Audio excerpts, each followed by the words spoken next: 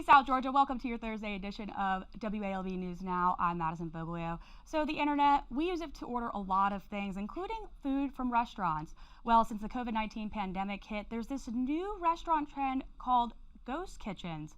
I'm joined now by Clay Poole. He is the Environmental Health Director for the Southwest Health District, and he's here to talk about just kind of this whole concept of ghost kitchens and everything about it and why there's a little bit of concern here. Clay, welcome to the show. I want to start out, this sparked a huge discussion in our newsroom. I didn't even know what a ghost kitchen was before we even had this conversation. And to my understanding, what I've gathered, it's sort of like this virtual kitchen in a sense, where I guess a ghost kitchen, there's no actual restaurant there, where the kitchen where people are making food from the kitchen. It's made out of someone else's home or another unoccupied building. However, it's exclusively for delivery services or pickup services using third-party apps or everything. What is a good definition from a health department standpoint as to what a ghost kitchen is?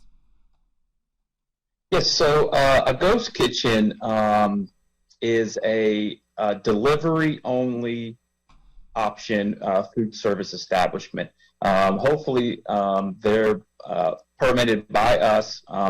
They have all of the amenities of a restaurant that is permitted that you would visit anywhere else. But patrons do not go to this facility. It's only done usually by third-party delivery services. Absolutely, yes. So in a nutshell, though, what does the health department require for a ghost kitchen to operate versus a regular restaurant that people would have to go to? So they'll meet all of the food safety requirements that a regular restaurant would have. They just would not have the things like dining, restrooms available to the public, but everything else they would have. Right, absolutely. So there's been this trend recently, which sparked our conversation in the newsroom about illegal operations happening due to, I guess, there's this lack of regulation in terms of, with the COVID-19 pandemic, people were from home, and now people were hands off in terms of regulating these type of restaurants, and now there's these illegal operations going on. How do you decipher what is a legit ghost kitchen versus one that has not been approved by the health department? So if we find about somebody serving food to the public through this operation, we would do an investigation and try to find out where they are, what they're serving, and verify they would be required to have a food service permit from us. And if they would, we would go through the steps of helping them to apply for a permit. If they were operating out of their home, they're likely not going to have all of the facilities needed to operate a food service operation. So we would help them either find a location that could meet those requirements, or if they had an operation at their house, we'd help them do our best to get them permitted as long as they meet the current rules and regulations. Absolutely. Now, I guess my one question is, how could people at home decipher the difference when they're ordering, let's say, on an Uber Eats or a mobile app? How could they decipher what's a legit ghost kitchen versus another one just on the mobile app? Is it hard, or is there a resource that you guys have that you could talk to us about?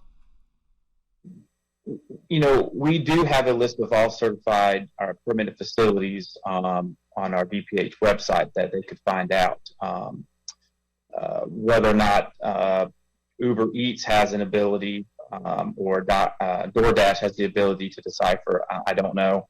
But we do have a list of all permitted facilities.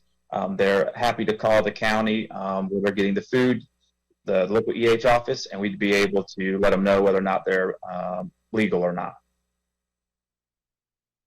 Absolutely. And I have two more questions for you, sir. So would you think that ghost kitchens, the popularity of them, would have emerged if the COVID-19 pandemic didn't happen, in people sitting at home with social media? We're in the technological era now, for instance. If technology wasn't where it is today, do you think this would even be possible?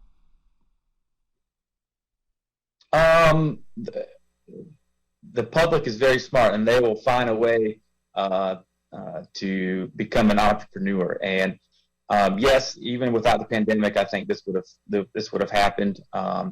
they're really popular in larger metro cities like Atlanta.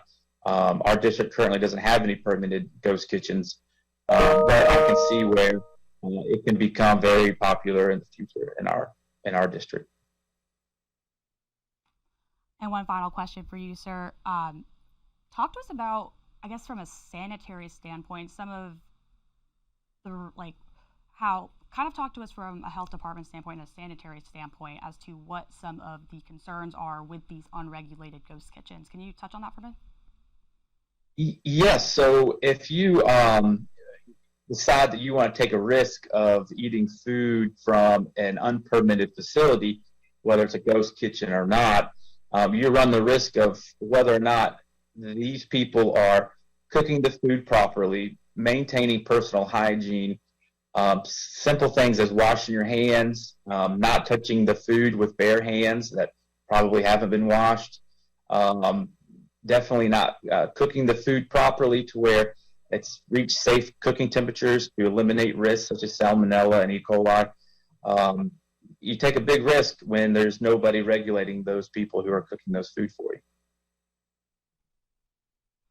Absolutely, a big risk indeed. Well, Clay, thank you so much for coming on today. I really appreciate it. Folks, we will be right back right after this. Also, make sure to tune back in to our noon newscast with Carla Heath Sands. It's going to be a great one, and at 12:30 with Riley Armont. Until then, stay PG, South Georgia, and we'll see you soon.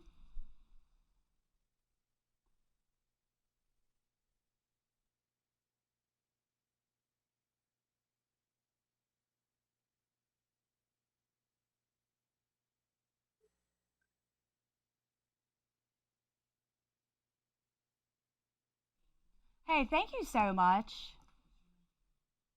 You're welcome.